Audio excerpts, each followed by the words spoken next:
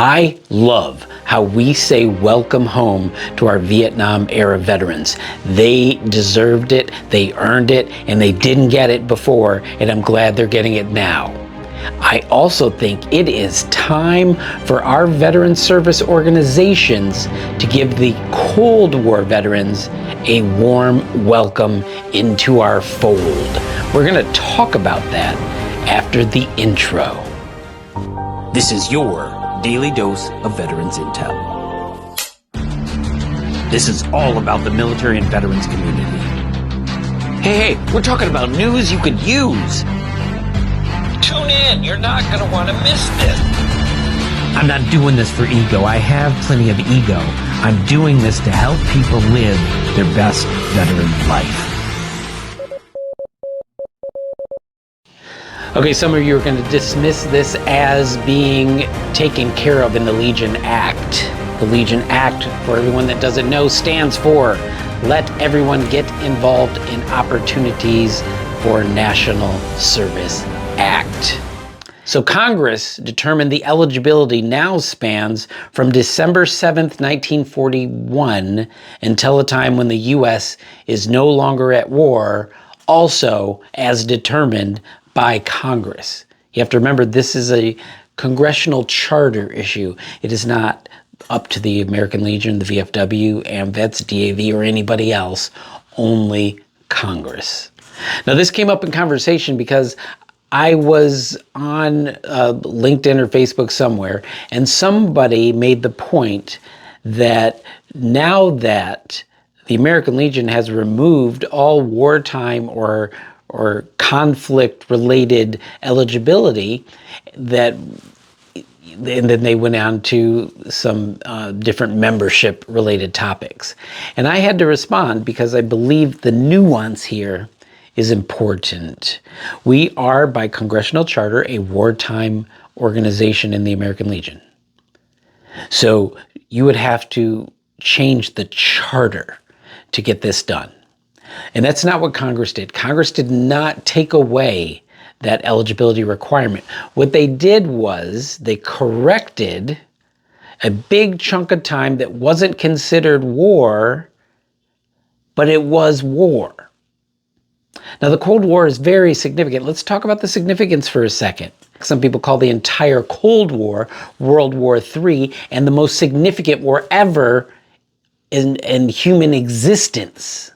Why would this be a continuation of World War II? Well, very simply put, it's that the Allies, the victorious Allies, when the war was over, that alliance got a little awkward because there's different political ideologies. So Russia went their way, and the United States went their way with their cohorts on either side.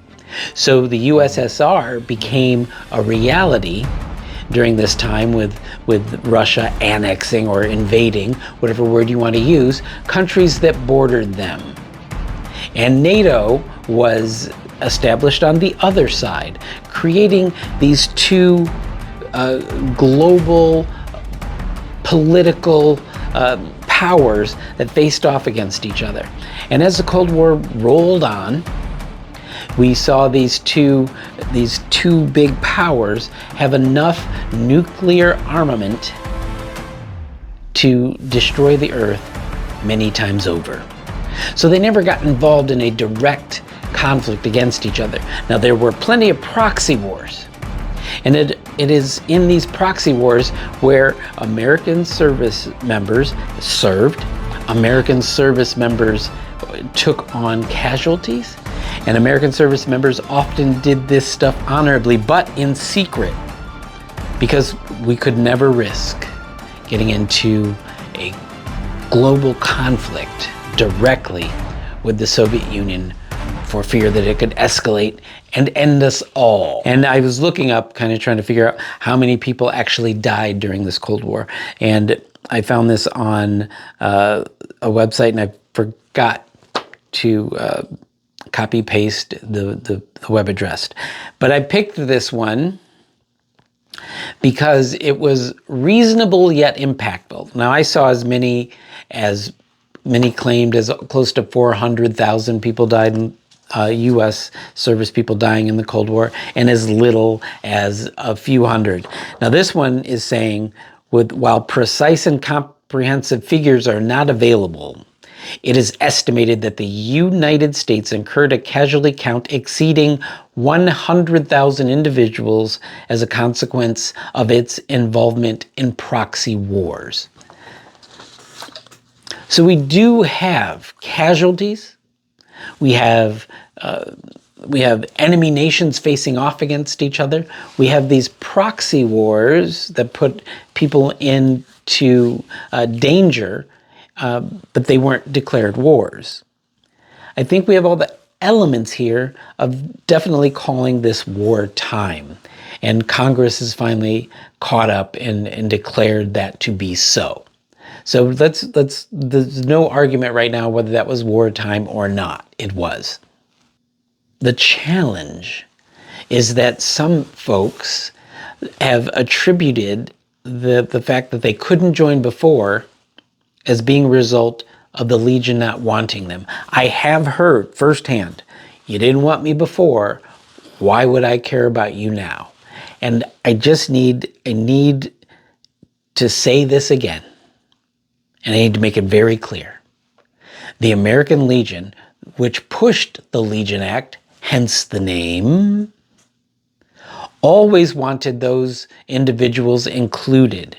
But it takes a literal act of Congress to change the eligibility dates of an organization chartered as a wartime veterans organization. I don't think I can say that any more plainly. And I hope that we can get that message out to all of the Cold War veterans, because the Legion Act, while extending it to a period where basically anyone still alive is likely eligible,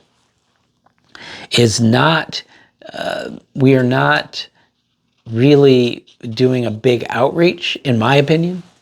We're doing the biggest outreach, obviously, in post 9/11 because we see that as the future of the organization.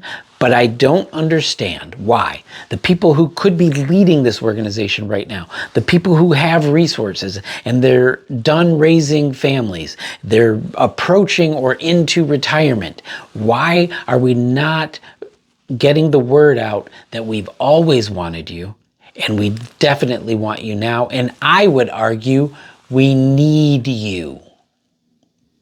If our numbers are dwindling, and they say the eligible pool of people that could be members is dwindling, I would say it's because we're missing more than a generation of veterans.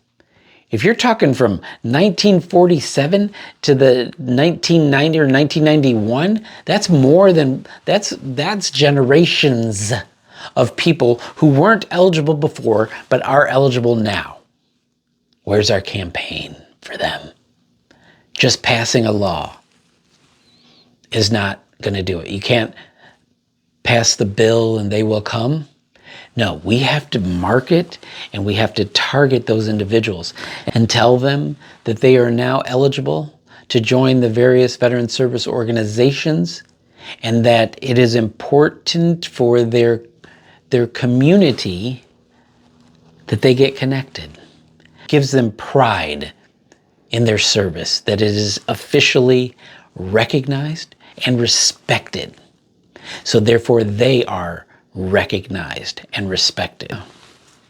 If you served during the newly congressionally added time period, your service makes you eligible. Your service always counted. Do not mistake what I'm saying for that. From me to you, I'm just going to say warm welcome to you. So Special Agents, let's get the word out. Let's get the word out in our organizations. Let's get the word out to everyone we meet. I need your help. They need your help. The organizations need your help. And ultimately, our nation, including all of its communities, needs your help. Warm welcome, my friends.